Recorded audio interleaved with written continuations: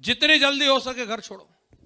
शरीर को हिलाना पड़ेगा भाई, बिना शरीर को हिलाए कुछ नहीं होगा। शरीर से मेहनत करनी पड़ेगी।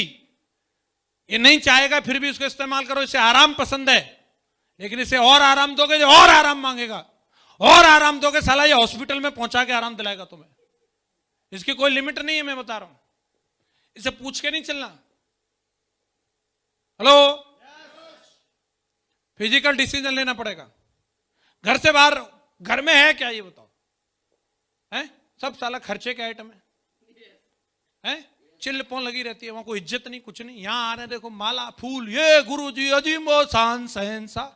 वहां जाओ कुछ नहीं, कोई नहीं पूछ रहा, हाँ आगे ठीक है।